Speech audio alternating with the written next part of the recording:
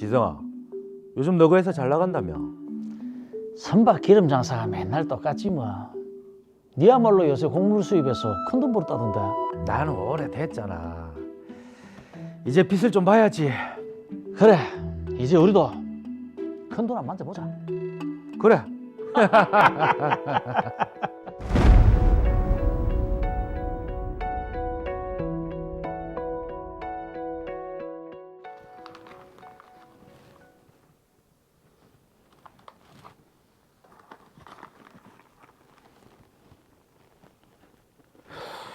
우크라이나에서 들어오는 일도 괜찮네.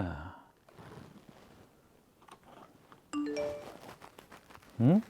무슨 일 있나? 어? 우크라이나에서 전쟁이 났다고? 우리 수입하는 데는 괜찮나?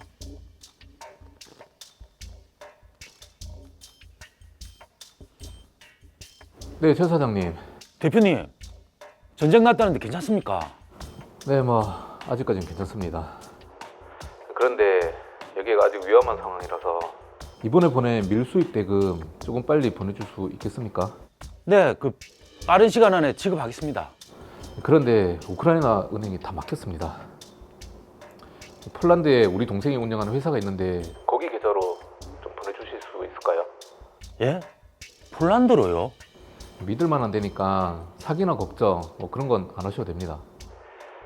우리가 벌써 20년 동안 거래해온 사이지 않습니까? 전쟁만 아니면 제가 이런 부탁도 안 드리는데. 예, 그럼 밀수입 대금 2억 보내면 되죠?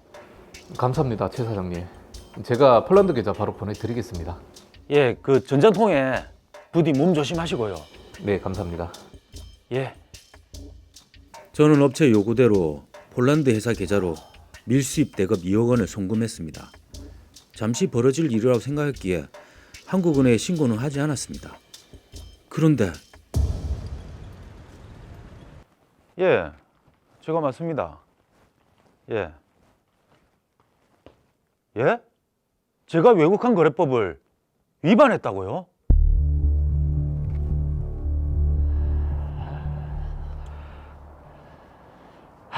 이렇게 얼굴 보고 이야기하면 금방 끝나는데 매번 전화에 이메일로 하니까 자꾸 오류가 생기네. 이참에 두바이에 사무소를 하나 차려야겠는데. 근데 왜 안 오지? 미스터 윤? 예스, 내가 미스터 윤 맞아요. 그 사무실을 구하신다고요? 예, 두바이에 연락 사무소를 하나 차리려고 하는데 임대차 계약 하나 가능합니까? 가능하죠. 제가 한국 분들 많이 소개시켜줬습니다. 마침 좋은 사무실이 하나 있는데 한번 보실래요? 오, 예스, 가봅시다.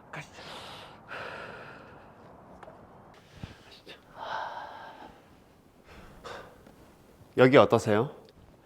좋네요. 크기도 적당하고 연락 사무소로 쓸 거니까 이 정도면 좋습니다. 그럼 계약하는 걸로 알고 임대차 계약서 쓰시죠. 예, 알겠습니다. 감사합니다. 저는 두바이에 연락 사무실을 내면서 임대차 계약을 체결했습니다. 이후 영업이 잘 됐고 이 사무실을 해외 현지 법인으로 변경했습니다. 그런데 예? 제가 외국 환거래법을 위반했다고요?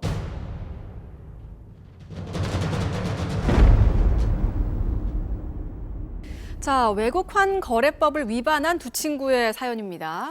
자, 일단 두 사람의 반응을 보면 네. 법을 잘 몰라서 저렇게 된 게 아닌가 이런 생각이 들거든요. 빨리 사건 정리 한번 해보도록 하겠습니다. 최순호 씨는 해외에서 곡물을 수입해 판매하는 일을 하고 있었는데요. 우크라이나에 전쟁이 일어나면서 돌발 상황이 발생했습니다. 거래처에서 우크라이나 상황을 이유로 대금 결제 계좌를 폴란드 은행의 다른 계좌로 변경해달라고 했고 최순호 씨는 폴란드 계좌로 2억 원을 보냈습니다. 반면 친구 윤지성 씨는 한국과 두바이를 오가며 선박유 중개를 해왔습니다. 선박유 공급업체와 긴밀하게 협업하기 위해서 두바이 현지에 연락사무소를 설치하기로 하고 임대차 계약을 체결했습니다.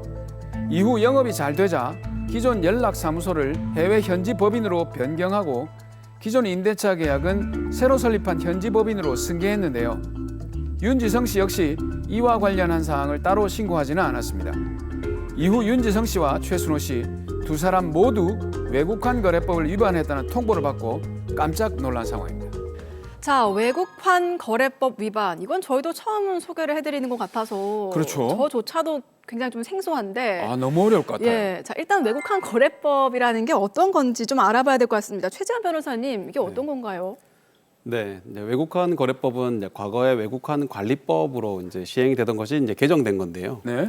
그 외화를 해외로 송금하거나 지급받는 뭐 외국환 거래, 그리고 이제 자금 거래, 그 자본 거래, 그 해외 직접 투자 등을 이제 모두 규율하고 있는 법률입니다. 그 자유로운 외국환 거래를 뭐 가능하게 하는 내용도 담고 있긴 하지만 그 대부분 이제 외환 거래를 하거나 외화를 송금하거나 수취하고 또 대부분 또 해외 부동산 취득 관련된 부분에 대해서도 있는데 이런 부분을 모두 이제 규율을 하고 있고 여기에 대해서 반드시 신고 의무 또 보고 의무 이런 것들까지 규정하고 있는 법률입니다. 그러면은 이게 외화와 관련된 일은 모두 외국환 거래법이 적용이 되는 건가요? 이제 그리고 이제 외국환 거래법 외에 이제 시행 규칙으로 볼 수 있는 외국환 거래 규정이라는 것도 있습니다. 그래서 이제 외국환 거래를 많이 다루는 분이나 이제 다뤄야 되는 분들은 이런 외국환 거래법과 외국환 거래 규정의 내용을 좀 면밀히 살펴보고 주의할 필요가 있습니다. 자, 그러면 여기서 이제 윤지성, 최순호 씨 두 분의 구체적인 외국환 거래법의 위반 사실을 좀 확인을 해봐야 될 것 같습니다. 자, 일단 우선 최순호 씨의 경우에는 그냥 단순히 그 수입 대금을 지급한 거지 않습니까? 또 전쟁 때문에 계좌를 좀 바꾼 건데 이게 어디가 위반인가요? 네, 이제 사실 외국환 관리법에서 외국환 거래법으로 우리나라 이제 외환 관련 기본 법률이 개정되면서 그 대부분의 통상적인 거래 대금의 경우에는 신고 의무가 많이 완화가 됐습니다. 네. 그래서 원칙적으로 건당 미화 이제 5,000불 이상의 거래는 지급 대금의 증빙 서류를 외국환 은행의 장에게 제출을 해야 되지만 그 예외적으로 이제 거주자의 경우에 통상적인 거래 대금으로서 연간 누계 금액이 미화 이제 5만 불 이하라면 이러한 자료 제출 의무가 이제 면제가 됩니다. 일단은 시작부터 굉장히 복잡하고 모르겠습니다. 제가 어렵다고 했잖아요. 네, 지금 뭐 원칙도 있고 예외도 있는데, 근데 이게 지금 거주자라고 말씀을 하셨잖아요. 이 거주자라는 게 어떤 겁니까? 어디에 거주를 하고 있는 사람입니까? 그 여기서 거주자란 대한민국에 주소 또는 고소를 두고 있는 개인 또는 법인을 말합니다.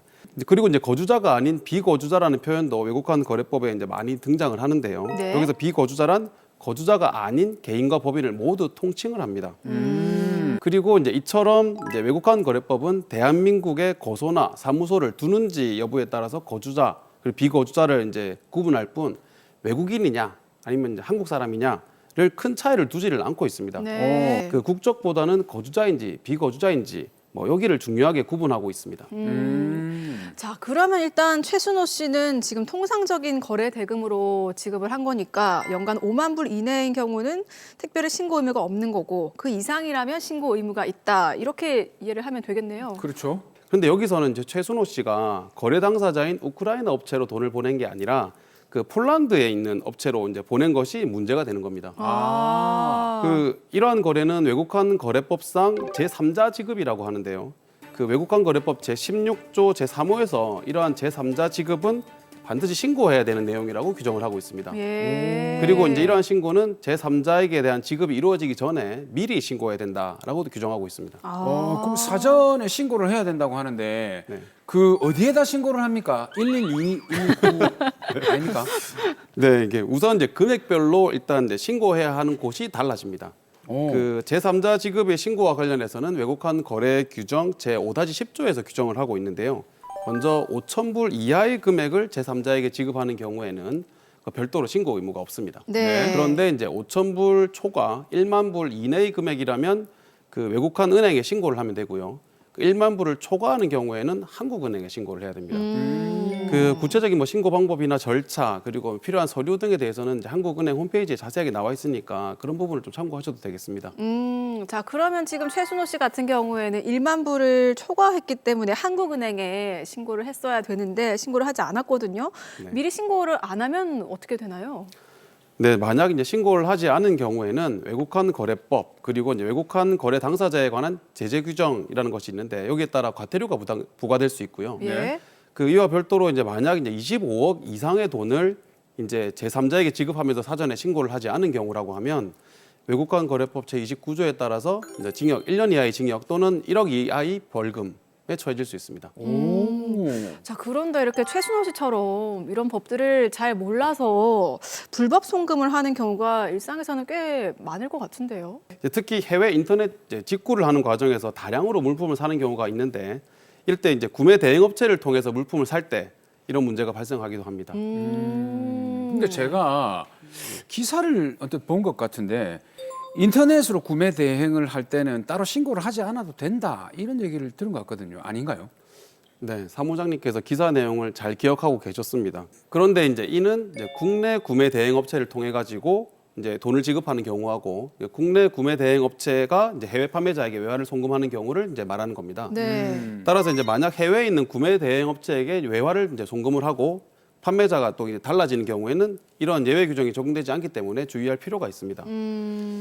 실제로 해외 국가의 통화로 송금하지 않으면 이제 구매가 어려운 경우가 있습니다. 네. 이제 이때 이제 달러로 송금을 이제 받아가지고 해외 국가의 현지 통화로 환전을 해서 물품을 구매해서 국내로 이제 배송해주는 해외 구매 대행 업체들이 많이 있습니다. 네. 근데 이러한 해외 구매 대행 업체의 경우에는 이제 외국환 거래 규정상 그 예외에 해당하지 않기 때문에 만약에 5,000불 이상의 구매 대금을 송금하는 경우에는 반드시 사전에 신고를 해야 됩니다. 아니 그 사전 신고를 혹시 그 구매 대행 업체에서 대신 해주는 거 아닙니까? 이 누가 신고를 해야 되죠? 그러게요. 이제 신고는 이제 반드시 이제 구매를 하는 국내 거주자가 이제 신고를 해야 됩니다. 아, 자, 이 부분은 정말 꼼꼼하게 알아둬야 될 필요가 있습니다. 그러네요. 제 예. 와이프는 그냥 막 사던데 얘기를 다량으로 해야 안 되겠네요. 사셔서 그렇습니다. 금액이 안 넘으시겠죠. 아 그렇겠죠? 예, 예, 예. 그런데 말입니다. 아, 이게 지금 최순호 씨 친구 그 윤지성 씨 있지 않습니까? 네. 이분은 해외에서 임대차 계약을 한 후에 외국환 거래법 위반이라고 연락을 받은 것 같은데 사실 이거 해외에서 임대차 계약을 체결하는 것도 외국환 거래법의 적용 범위입니까? 네, 이제 원칙적으로 거주자와 비거주자 간의 그 부동산 임대차 계약은 신고 대상이긴 합니다. 네. 그래서 이제 해외에 있는 부동산을 임차하는 경우에도 이제 원칙적으로는 신고를 해야 됩니다.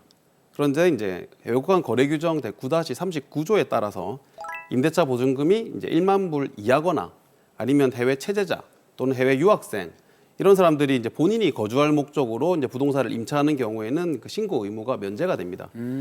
그런데 이제 여기서 윤지성 씨의 경우에는 이제 본인이 해외 체제자나 뭐 해외 이제 유학생이 아니라 네. 본인이 이제 거주할 곳도 아니었고 해외 지사를 설립하기 위해서 본인 이제 부동산 임대차 계약을 체결하는 경우였기 때문에 네. 이런 자금 지급이나 경비 지급에 대해서는 이제 당연히 신고 대상이 됩니다. 자, 그런데 윤지성 씨 같은 경우에는 처음에 해외 지사를 설립할 때는 이게 신고를 한 것 같아요. 그런데 해외 지사를 운영하다가 영업이 잘 되니까 해외 현지 법인으로 전환을 하면서 신고를 하지 않았는데 이럴 때도 뭐 신고를 또 해야 됩니까? 네, 사실 이제 해외 지사를 이렇게 이제 운영하시는 분들을 보면 이제 해외 그 현지 세제 지원을 좀 받기 위해서 해외 현지 법인을 뭐 설립하거나 이제 이렇게 전환하는 경우도 많이 있는데요. 네.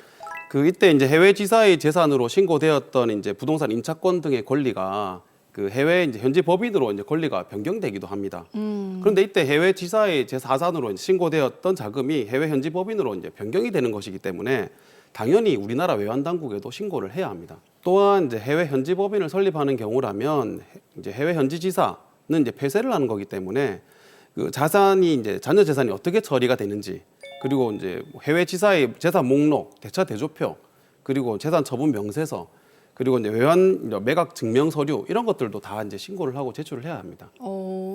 아, 그럼 제가 외국환 관리법에 대해서 한마디로 정의하도록 하겠습니다. 예. 외국에 돈 보낼 때 무조건 신고하자. 예외를 잘 모르니까 이렇게 생각하면 되겠습니까? 네, 이제 원칙과 외외가 복잡하게 이제 얽혀 있긴 하지만 기본적으로는 해외로 이제 자금을 보내서 어떤 자금 변동이 있거나 그 부동산 관련 거래가 있다 특히 그런다면 이제 원칙적으로는 신고 의무가 있다 이렇게 이해하시면 되겠습니다. 네. 네.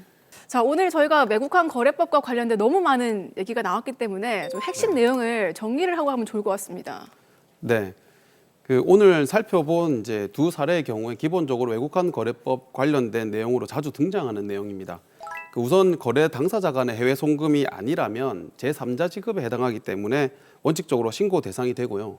여기서 최순호 씨 같은 경우에는 거래 당사자가 아닌 폴란드 업체로 송금을 했기 때문에 미리 신고했어야 되는 내용이었던 것으로 보입니다. 네. 또 윤지성 씨의 경우에도 이제 해외 지사를 운영하기 위해서 부동산을 임차하고 또 해외 법인을 또 설립하기까지 했는데요.